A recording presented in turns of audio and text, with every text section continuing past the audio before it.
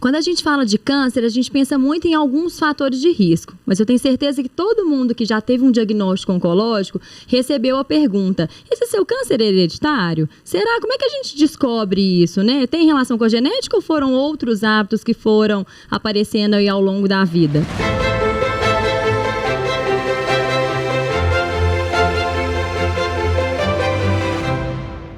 Meu nome é Graziela Pilot, sou oncologista clínica e divido esse espaço com a doutora Mariana Cunha para falar sobre câncer. Então, estamos em mais um episódio do Pode Falar de Câncer Sim. Hoje, com uma participação para lá de especial, a gente tem 2 convidados para discutir os tumores que são genéticos.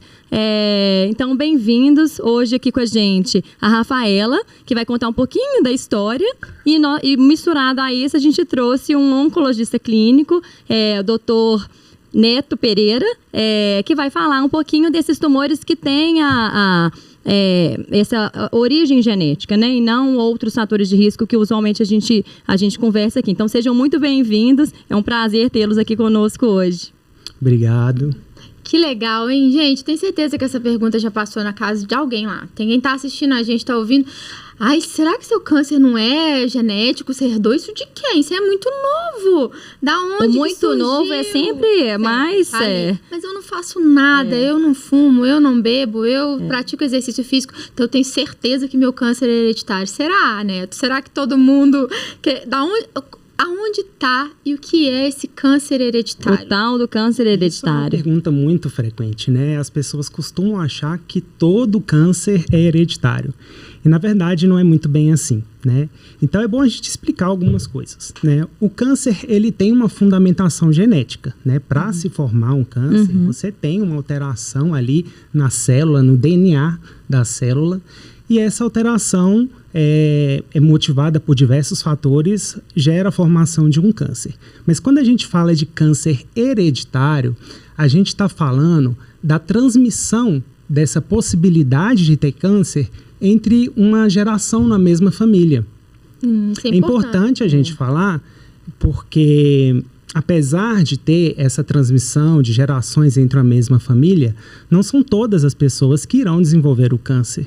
Às vezes a pessoa tem uma história, uma carga genética ali que poderia ser transmitida, mas não necessariamente vai. É isso que você E eu acho que tem uma outra coisa também, porque quando você vai olhar a história familiar de um paciente oncológico, quase todo mundo tem uma história de câncer na família. E é diferente o que a gente está falando aqui, que a gente vai falar aqui hoje, né? Então, assim, tem um tio, sei lá, né? Umas 2 ou 3 pessoas que falam assim, não, mas então é hereditário, né? Porque você tem gente na família, quase todo mundo tem. Então, não é só ter pessoas da família, a gente tem que avaliar outros fatores, quem, né, quais os tipos, né, que é o que a gente precisa discutir um pouquinho mais aqui hoje. E importante o que você disse, e eu queria deixar esse assunto até mais claro aqui, que alterações no DNA e que tem faz parte da característica do câncer, né, Neto?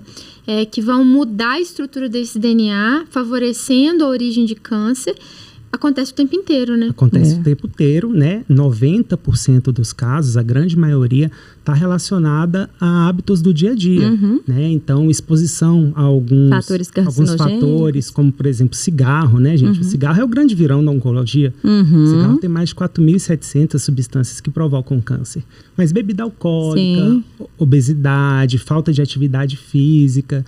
Na verdade, esses fatores, né, e o fator hereditário também, eles se misturam. E aí acaba propiciando um ambiente ali no organismo da pessoa que predispõe ao surgimento da doença. Isso é muito interessante, porque existem casos, né, de gêmeos, às vezes univitelínicos, que carregam o mesmo DNA, um desenvolve um câncer e o outro não. E aí fica a pergunta, como isso é possível? Justamente porque há interação entre o ambiente externo, né, as coisas que a pessoa faz, convive ao longo da vida, as escolhas que ela faz de alimentação e de vida mesmo, com a carga genética que ela carrega. E é muito importante, inclusive, porque as pessoas acham que uma vez que eu tenho essa alteração, eu vou ter a doença. E não necessariamente, né? Não necessariamente. Então, vai depender de uma interação. Então, a pessoa fala, nossa, mas eu tenho, então, inevitavelmente eu vou ter câncer. E isso não é uma verdade, né? Então, já é uma parte pequena que está relacionada com esse fator hereditário. E ainda dentre esses, tem algumas pessoas que vão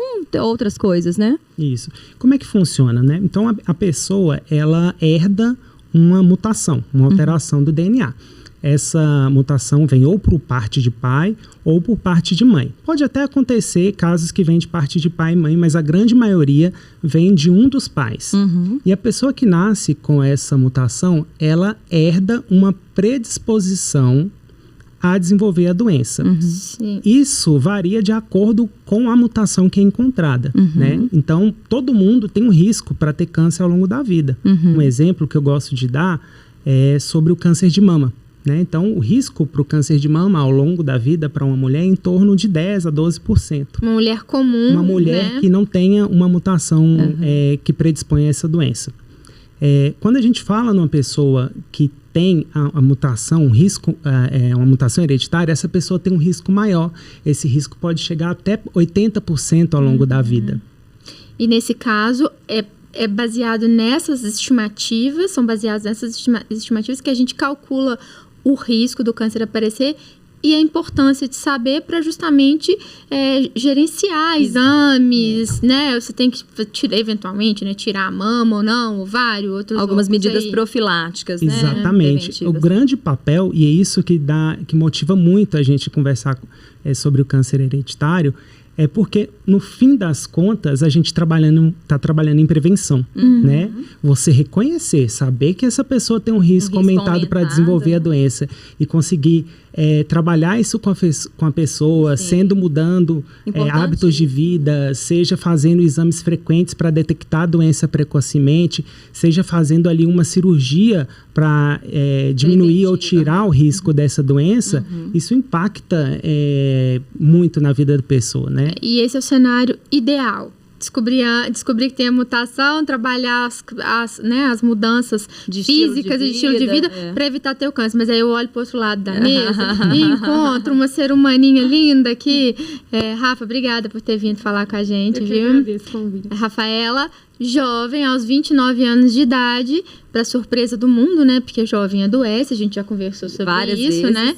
Rafaela teve um câncer de intestino, é isso mesmo, Rafa? Conta pra gente aí, como é que foi esse diagnóstico de um câncer de intestino aos 29 anos? Então, foi surpresa até pra mim mesma, né? Porque eu não sabia, fui fazer um exame que não tinha nada a ver. Aí a médica me pediu para me fazer uma colonoscopia, uma endoscopia. Mas por quê? Você foi fazer o quê? Porque eu tava sentindo dores nas costas, aí eu fui num clínico e ele pediu uns exames de sangue, aí deu uma alteração no fígado, aí pediu para mim no gastro. Aí eu conheci uma médica e aí ela me perguntou se tinha algum caso na família com algum tipo de doença. Eu expliquei que tinha, né? Meu pai teve um câncer, meu tio, meu avô, minha mãe. Aí me perguntaram aonde que foi, eu falei que foi no intestino. E ela falou assim pra mim, olha... Todos esses tinham tido câncer de intestino? Só meu pai, meu tio e meu avô. Minha mãe teve no útero. Aí pediu pra desencargo de consciência, como ela falou no dia. Aí a gente fez a colonoscopia. Quando, no mesmo dia, o médico me chamou e conversou comigo.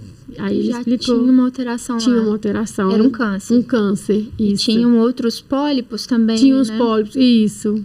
Agora, interessante, né, Rafa? Porque isso chama atenção para uma conduta proativa dos médicos também, que é refinar a história pregressa do paciente e acreditar nela, né, Neto? Sim. Porque quando a gente está diante do câncer, Rafa, a gente fica muito atento a tentar, até para ajudar nessa navegação, nessa jornada de pacientes jovens, que às vezes é difícil para o colega acreditar. Já tivemos alguns pacientes que passaram por aqui. E que usualmente tem diagnóstico muito tardio, difíceis. Por quê? Porque as pessoas têm dificuldade a levar em consideração a queixa do jovem. E no seu caso nem era uma queixa totalmente relacionada ao intestino, mas tinha uma história familiar extensamente positiva aí, e que levantou a red flag, que a gente fala, né? Levantou a bandeira vermelha para o médico, e é um papel do podcast também, de oficializar essa conversa, para a gente poder ter mais atenção, que o câncer está aí, né? E a gente precisa ter mais atenção. Não tem idade, a gente esquece muito que jovem adoece, né? E principalmente esse tipo de doença, porque pode adoecer para outras coisas, mas para câncer fica sempre na última gavetinha. E aí você descobriu um câncer de intestino, tratou, com cirurgia. Isso. E como é que veio em seguida, como é que vocês conseguiram fazer o link de que isso poderia ser uma doença herdada geneticamente, né? Que poderia ter vindo da sua família? Que nós fizemos o teste, né, da genética. E foi fácil chegar lá na genética? Não foi nada fácil, né? Não. E geralmente é uma dificuldade muito grande dos pacientes, né?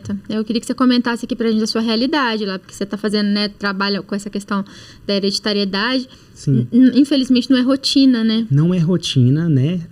Eu tenho sorte que eu estou no serviço que está criando um projeto pioneiro de câncer hereditário. Olha que Hoje legal. a gente tem um ambulatório atendendo pacientes do SUS.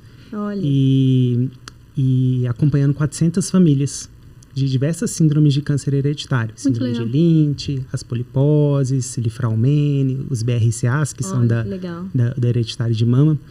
E realmente o acesso ainda ao aconselhamento genético e aos testes genéticos, eles são muito restritos, né? Tem tido aí campanhas e muita discussão sobre a entrada desses testes no SUS em si, mas isso ainda precisa de um caminho muito longo para prosseguir. Hoje, na realidade de saúde pública, quais os testes genéticos que vocês conseguem, né? Assim, que a gente consegue fazer para esse paciente, ou no caso do seu serviço, que está sendo estruturado, mas de uma forma geral? De uma forma geral, assim, a gente não tem testagem genética, né? Saiu uma lei agora que pretende viabilizar a testagem genética para o câncer de mama, mas isso não foi colocado em prática. A gente, trabalhando com o SUS, a gente acaba usando de alguns recursos, né? Por exemplo, no caso da síndrome de Lynch, a gente tem um exame que faz do material da biópsia, que se chama imunistoquímica, e a gente acaba direcionando um pouco as famílias, mais os critérios familiares. A gente tem que entender que a história familiar é muito importante. Muito. Para tudo, né? Não só para o câncer, qualquer doença. Exatamente. Então, como é que funciona isso hoje num atendimento de genética, de aconselhamento genético? A gente colhe bem a história familiar, a gente colhe a história familiar em 3 gerações. A partir dessa coleta do histórico familiar, a gente desenha um heredograma, que é a árvore da família. Através desse heredograma, a gente consegue detectar ali padrões de câncer hereditário. Então, a gente começa a ver lá, tem vários tipos desse tipo de câncer na família, né? E aí a gente enquadra isso num determinado grupo de câncer hereditário.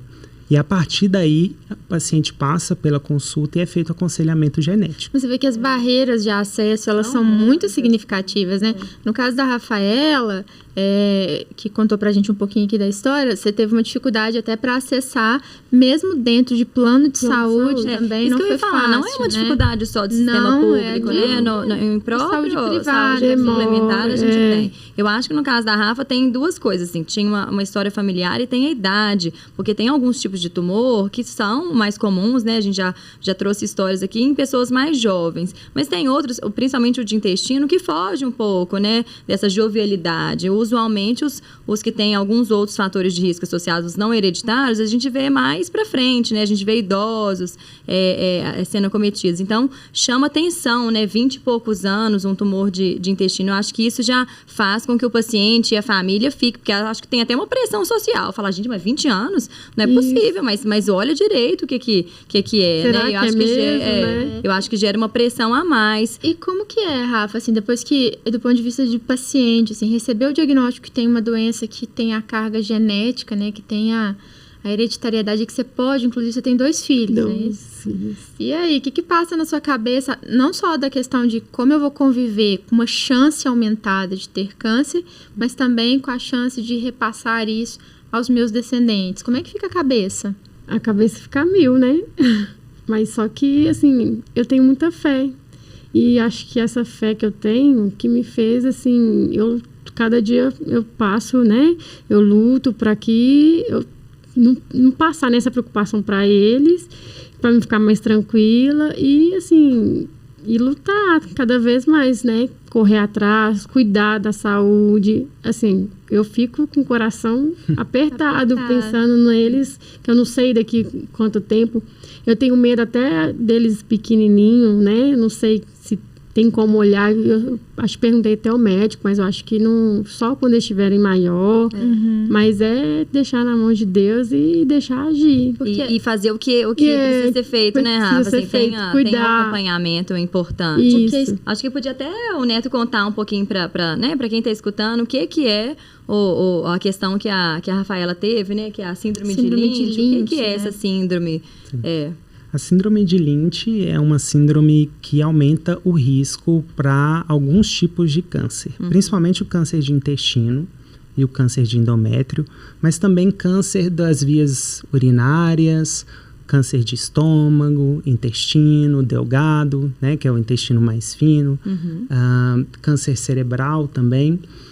Mas isso é diferente para cada tipo de tumor. Principalmente, aumenta maior o risco para câncer de intestino, endométrio e vias urinárias. E o mais importante do diagnóstico, eu ia fazer esse link com vocês dois, que quando a gente diagnostica, por que esse debate é importante, né, das questões hereditárias? Se a gente bate tanto no martelo aqui de que tem que mudar hábitos de vida para tentar diminuir a chance do câncer aparecer, ou para a gente lidar melhor com o câncer, né, quando ele aparece, está em condições de saúde melhor. Quando a pessoa tem uma carga genética que ali pode, né, tem uma condição clínica que predispõe a chance, né, probabilidade, a chance de que a doença apareça, do câncer aparecer, o que fazer para tentar diagnosticar mais rápido ou, em determinados casos, evitar mesmo que a doença apareça. Por exemplo, BRCA. Todo mundo conhece a história da Angelina Jolie, né, Neto? Se a gente não falar dela aqui, o povo vai deixar comentários para o resto da vida com a gente aqui. Mas a Angelina Jolie, uma estrela de Hollywood, teve uma história... Ela não chegou a ter o câncer. Rafa teve o câncer e descobriu a síndrome genética só depois que teve o câncer. E o que é muito comum por esse atraso, esse delay, né, da gente ter esse diagnóstico da hereditariedade ali. A Angelina Jolie tem uma história familiar positiva, que tem a mutação do BRCA na família dela, né? Isso. E por isso ela foi lá e midiaticamente, todo mundo quis saber o que era, por que uma mulher jovem retirar as mamas e os ovários. Por quê? Sim, e eu acho que esse caso da Angelina Jolie foi de extrema importância, sim, né, na evolução né? E de conscientização sobre o câncer hereditário, né? No caso dela, eu acho que a avó dela tinha tido câncer, eles depois são a de mãe. origem, né, populacional. Que isso, aí fez a testagem, viu que tinha mutação, a Angelina testou também. Quando uma pessoa tem uma mutação, um parente de primeiro grau, um filho, um irmão, tem 50% de chance de ter essa mesma alteração. Ela fez a testagem, encontrou a mutação e aí ela optou, né, por livre consentimento, né, por fazer a cirurgia para retirada das mamas e posteriormente a retirada dos ovários. Porque quando e aí, neste caso, ela evita o câncer. É bom explicar para quem está lá, né, porque neste caso, sabendo de forma antecipada que você carrega uma mutação e tira o órgão, não vai aparecer o câncer ali. E esse é um ponto, esse é um detalhe que é muito importante, eu gostaria de abordar, que é a questão da cirurgia, né, preventiva, né. Não é para todas as pacientes, né. Isso tudo depende muito do aconselhamento genético que é feito, depende da fase que a mulher está passando. Então, uma mulher que deseja ter filhos, amamentar, será que esse é o momento de fazer uma retirada das mamas? Será que essa mulher deseja fazer essa retirada das mamas? Então, isso tudo é abordado dentro de um contexto, né? E até de um porque a gente está falando de psicológico. chance, né? De desenvolvimento da doença, e que não é 100%, mesmo que você tenha a doença. E é isso que a gente bate muito, né? Porque às vezes a pessoa sabe, está com plena consciência das suas porcentagens, mas ainda assim prefere acompanhar, ou, né, vai sempre com esse acompanhamento médico sem fazer as cirurgias. Então, não é obrigatório fazer as cirurgias profiláticas, uma vez que você descobre essas alterações genéticas. Sim. Eu acho que o que não dá é deixar a mulher sem ter a informação, sem saber que ela tem um risco, para ela poder tomar uma decisão contra esse risco. É igual no meu caso, quando eu fiz, né, a genética, o exame, que deu que seria maior de 50% de chance de ter um câncer no endométrio. Inclusive, vou fazer a cirurgia, né? E aí eles te indicaram a cirurgia de retirada do útero? discutiram com você a questão de essa filhos, possibilidade. Né? Você já tinha os filhos. Já tenho filho, não quero, não queria mais. A prole estava constituída e era uma opção, né? Eu achei melhor. Aí a gente teve Isso que ela disse é extremamente importante, né? Ninguém chegou para ela e disse, você tem que tirar. No momento algum, todos os médicos, tanto, né? A oncologista, geneticista e a minha ginecologista também falou.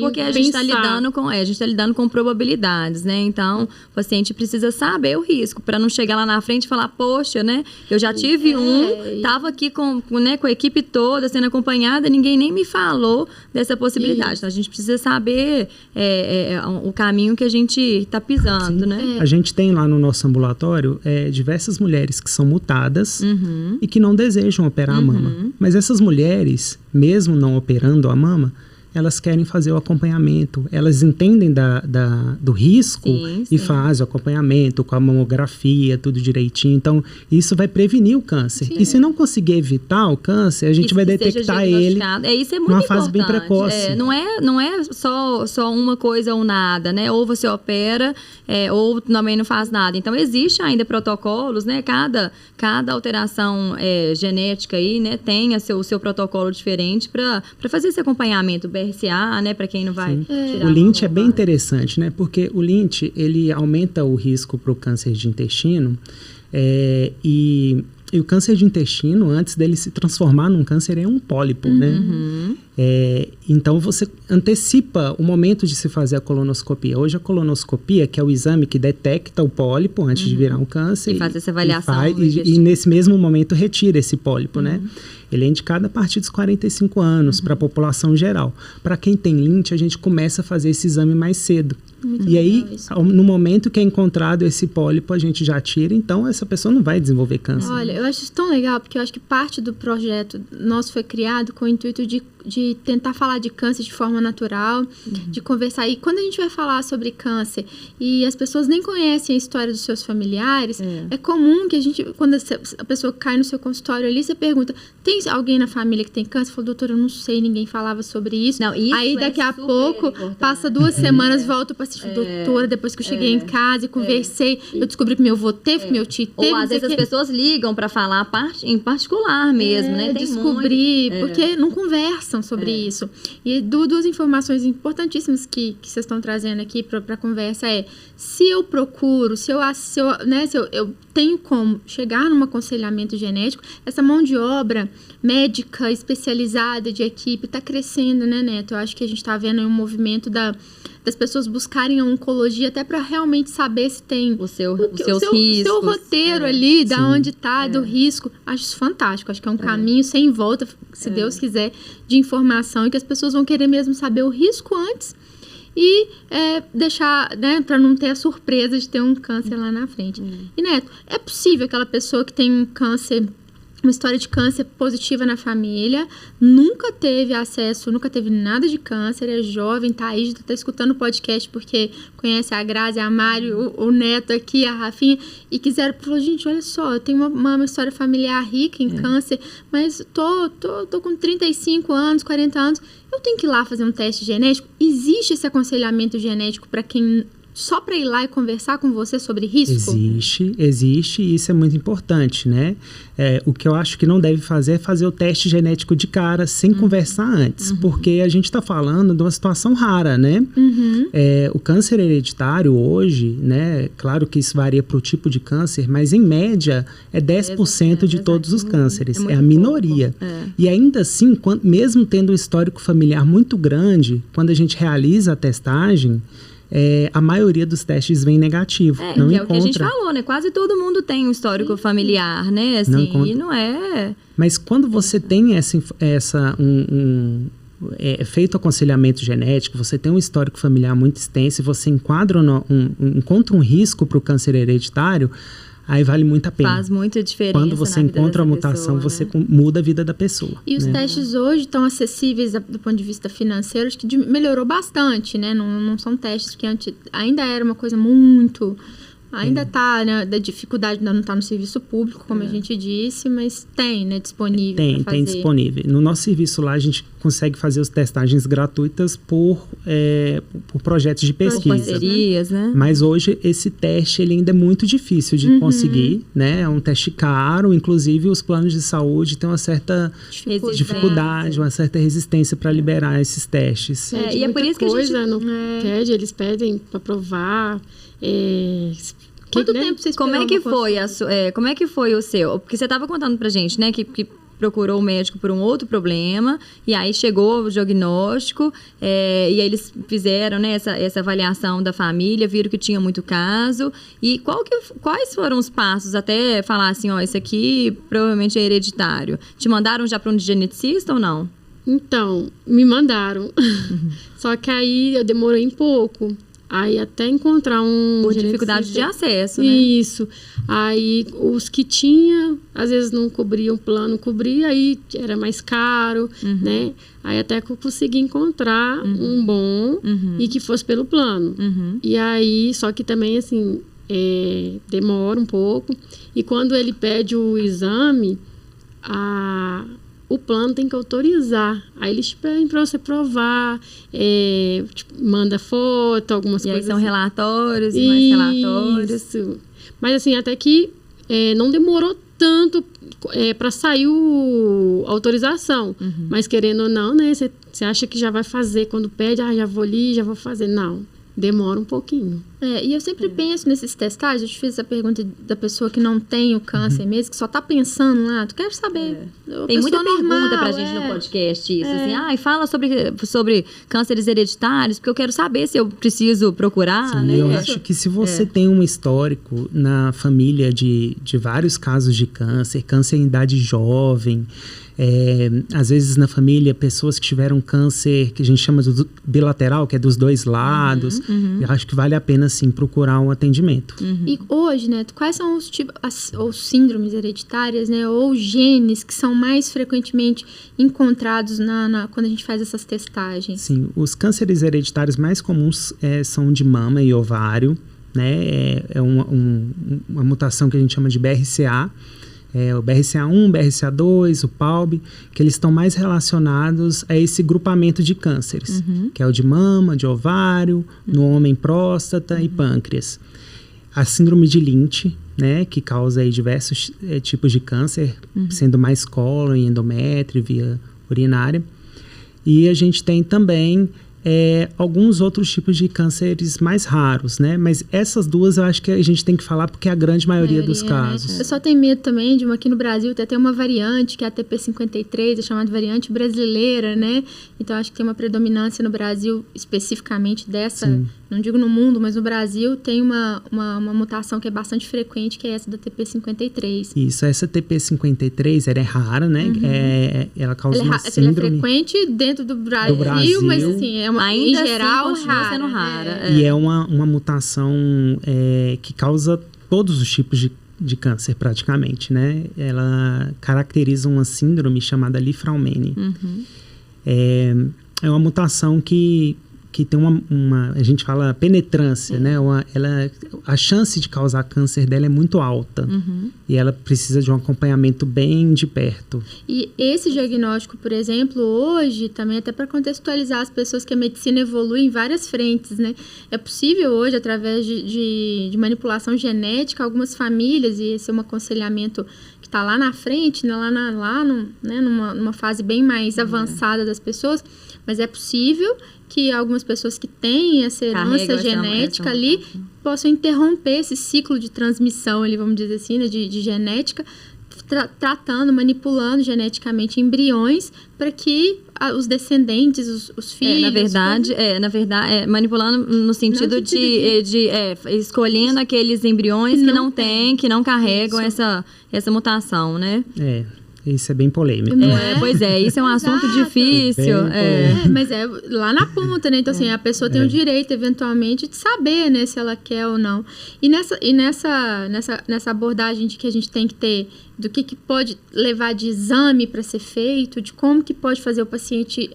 Tem muita gente, né, que não quer saber se tem também, pelo efeito psicológico que causa. Então, eu queria trazer a outra frente, que é o pessoal que não quer saber se tem coisas genéticas. Já tivemos pacientes que sabem que tem uma alteração genética, mas que o filho falar... É porque, assim, usualmente, o que acontece, né, na prática clínica? O paciente que tenha alteração, né, a gente identifica o tumor hereditário, a gente usualmente chama os parentes próximos também para fazer a testagem, né? E aí, realmente, é uma decisão de cada um, né? Dizer se vai seguir ou não. Porque o que a gente está falando aqui, mais uma vez, é probabilidade. Não significa que sua mãe teve, que sua irmã teve, que você vai ter, mesmo se você tiver a alteração. E tem gente que não lida bem com essas questões, né? Assim, eu prefiro deixar para Deus decidir. Mas aí eu fico um pouco angustiada com esse Deus decidir, porque eu acho que Deus também dá as ferramentas pra gente se cuidar, né? A gente é oncologista, a gente quer tratar, né? A gente quer resolver o problema e quer livrar a pessoa do câncer. Mas a gente tem que entender também o aspecto psicológico que isso traz para a pessoa. Então, na consulta de aconselhamento, tudo isso é trago à tona. Né? E vocês têm uma equipe multidisciplinar? Tem a equipe sempre multidisciplinar. Então, o médico que vai fazer o aconselhamento genético, tem o pessoal da enfermagem, a psicologia. A psicologia é muito importante. Extremamente importante.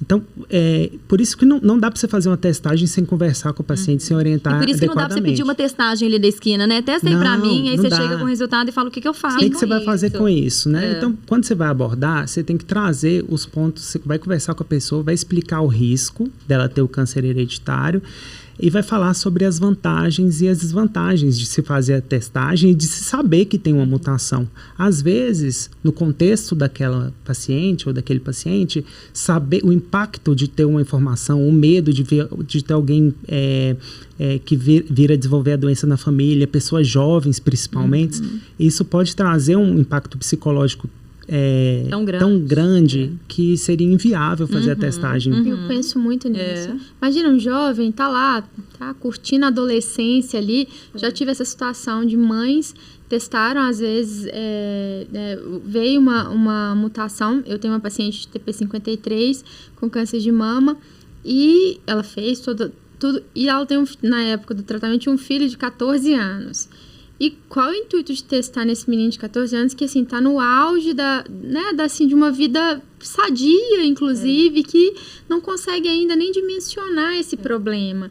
E aí ela mesma falou, ele não sabe que ela tem, e ela falou, por enquanto, acho que ele não tem maturidade. Mas é porque tem algumas, mas tem algumas, por exemplo, o Lifraumene, que você começa um acompanhamento muito intensivo desde pequeno, né? Assim, desde criança, porque tem inclusive chance de tumores de infância. Que são importantes, que podem inclusive levar à morte se diagnosticados numa fase mais tardia. Então, essa dúvida é uma decisão muito difícil, né? Porque você tem a oportunidade de fazer diagnósticos mais precoces, sabendo que a chance é real, né? A chance é aumentada. Mas, ao mesmo tempo, óbvio que tem um impacto muito grande, né? Eu acho que é um sofrimento contínuo. A Lifraumene é um caso à parte. É um caso à parte que você começa esse acompanhamento mais cedo. Muito cedo, né? As mutações hereditárias, elas cursam com o surgimento da doença ao longo da vida. Então, quando a gente fala, por exemplo, que o BRCA tem um risco de 80% de desenvolvimento de um câncer de mama, esse risco é aos 80 anos de idade. Então, esse risco começa ali aos 20, 25 anos, em torno de 20%, e esse risco vai aumentando conforme a idade vai passando. Então, não é um risco absoluto, né? Não é um risco absoluto para qualquer idade, né? Depende da idade que a pessoa está passando. Mas aí é aquela bela pergunta, né, Neto? O que é para um é importante, para o outro não é? Então, assim, realmente é importante essa individualização, né? Não tem. Agora, veja bem, a gente saber que a pessoa tem a mutação, né? A pessoa sabe que tem a mutação, consegue fazer um acompanhamento, tem ali tudo planejado para a pessoa acompanhar o risco da doença aparecer, entrar com medidas preventivas de risco. Isso é um benefício. É um benefício enorme.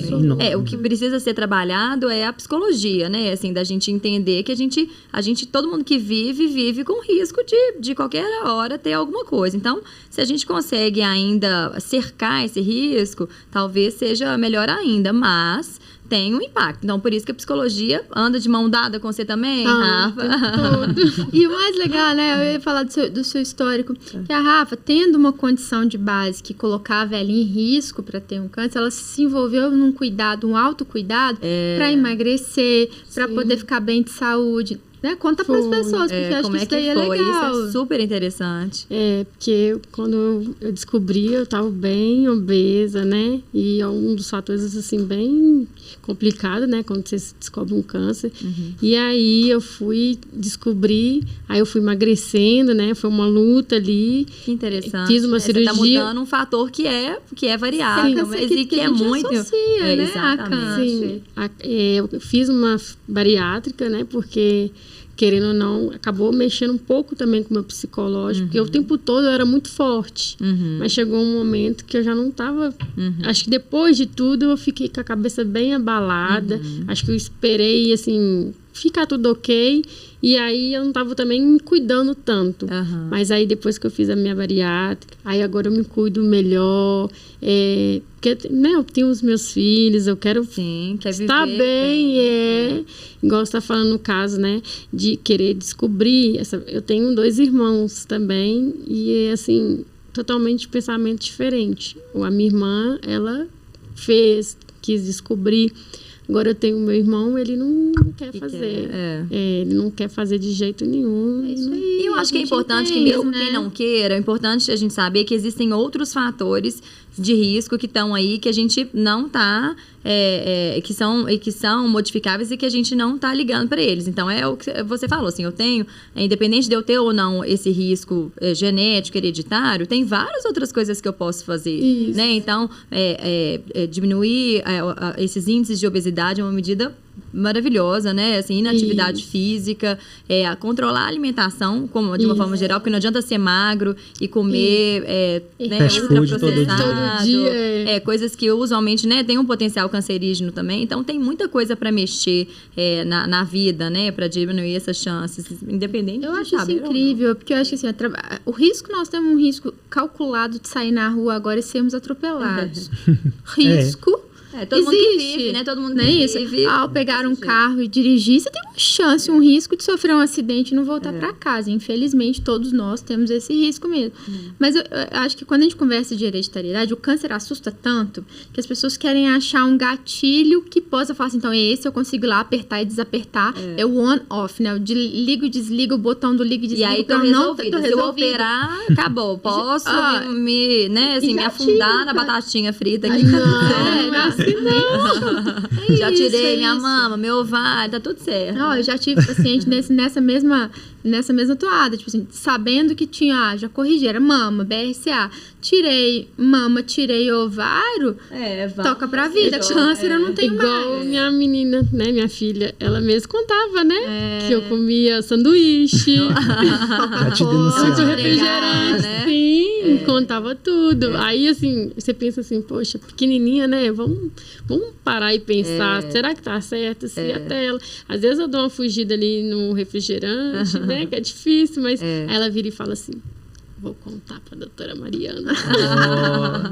Eu acho interessantíssimo que o envolvimento, né, numa síndrome genética, numa alteração genética, o medo das pessoas de ter o câncer é tão grande, né, Neto, que a gente tem que validar mesmo essa discussão, buscar se informar, é a chave da discussão toda. A gente conversou isso em outros episódios aqui hoje, por coincidência de que a chave de tudo é informação e conversa. Então, tem dúvida, tá achando que tem uma história, como a gente disse, muito não florida, né? Tem muito mais gente. Muito caso, o que custa, né? O que custa ir lá conversar porque um pouco? Nem sempre vai ser indicado alguma coisa. Às vezes é só a conversa para até te confortar, né? Te deixar mais tranquilo. Isso, e se tem a mutação, se você tem o medo de ter, se conhece a mutação na família, você tem o medo de ter a mutação, eu acho que vale a pena você ir na consulta, conversar, ninguém vai te forçar a fazer o teste, para você entender um pouco mais sobre o que significa isso, né? E aí, se você julgar fazer,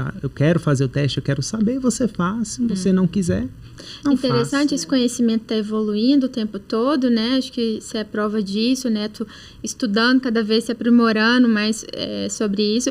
E que hoje a oncologia, como está estabelecida, apesar do número de geneticistas ainda, não sei um número, e e talvez porque foi resguardada a eles mesmos essa função durante muito tempo, mas hoje a gente está ampliando, o conhecimento está sendo ampliado, equipes sendo formadas, né, com o intuito de aconselhar. Olha que legal essa palavra, aconselhamento, esse conjunto, né? Aconselhamento. Aconselhamento, você não está mandando, você não está indicando, você está aconselhando. Perfeito. Bom demais, né, Grazi? Tem muito assunto aqui pra gente conversar. É mais um assunto que foi muito pedido, difícil de trazer, Neto, aqui, juntar dois nesse mesmo espaço, mas uma conversa muito produtiva e muito importante, né? A gente fala que a gente cumprimenta quem a gente conhece, então a gente precisa ter acesso à informação de qualidade nessa época que tem tanta informação sendo jogada o tempo inteiro na internet, né? Usualmente a gente tem um diagnóstico de qualquer doença, inclusive o câncer, primeira coisa é procurar no Google, e aí o Google te enche de informações que nem sempre são relevantes e que vão trazer, às vezes, um impacto psicológico muito maior do que deveria. Então, um espaço de conhecimento, um espaço de compartilhamento, de aconselhamento.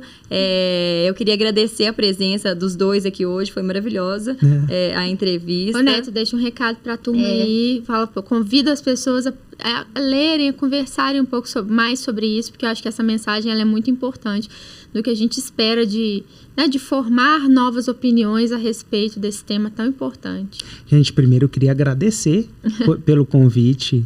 Eu estou muito feliz de estar aqui e muito orgulhoso do trabalho que vocês têm feito. Trazer informação para as pessoas com tanta qualidade e com tanto respeito e responsabilidade é incrível mesmo. E para quem está em casa assistindo o vídeo, eu tenho uma grande afinidade pelas meninas. A gente fez a mesma escola de formação juntos em oncologia. Estou muito orgulhoso de vocês. Obrigada. E câncer hereditário é isso, gente. Acho que a gente tem que falar, sim, sobre o câncer hereditário. Eu acho que o câncer hereditário a gente tem que resumir em prevenção, né? O objetivo final de você saber que você tem uma mutação é você reconhecer o seu risco e saber trabalhar esse risco. E a gente tem que falar mais sobre esse assunto, sim, procurar. E se você tem casos de câncer na família, diversos casos, pacientes jovens na família com câncer, né, vale a pena, assim, passar numa consulta e fazer um aconselhamento genético. Perfeito. Rafinha, quer deixar seu convite às pessoas a tratarem os hábitos também, né? Mais do que a hereditariedade, o que a gente faz, né, ao longo da vida. Eu também quero agradecer, né, as duas, a doutora Mariana também, a minha médica, por tudo que ela também fez, né, que ela também me ajudou a mudar meus hábitos. E assim, também aconselho todo mundo procurar realmente, porque é muito importante, mesmo que às vezes a gente sofre com o resultado, mas é muito, muito importante mesmo. Isso aí, mudar hábito, mudar pensamentos. É isso aí, o podcast, gente, é um espaço democrático para a gente discutir quem já teve, quem tem, quem está pensando o que o câncer pode trazer na vida dele. Esse espaço tem um fundamento de, a gente brinca que nosso intuito aqui é causar uma revolução de pensamentos, para a gente trazer o câncer para o debate da mesa das pessoas, não como uma necessidade, porque ninguém precisa falar de câncer todo dia, não, mas que quando esse assunto surgir, para que esse assunto seja visto com um pouco mais de naturalidade, de uma doença que é real, fato, estatístico.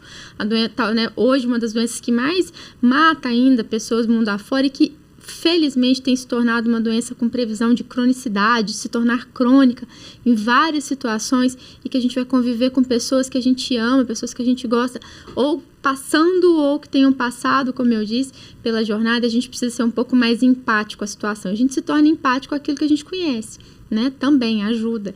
Então, a informação, ela é fundamental para gerar esse movimento que a gente quer. E se você que está aí do outro lado acha que faz sentido, que fez sentido tudo que a gente conversou aqui, e tem gente que conhece, que está lá em dúvida sobre fazer o teste, não faz teste, quero logo fazer esse teste, quero comprar na Araújo, não é bem assim. Vamos conversar primeiro com quem entende, vamos trazer o debate para o nível certo, para o nível médico, para calcular esse risco, para gerenciar esse risco, que são palavras importantes aqui.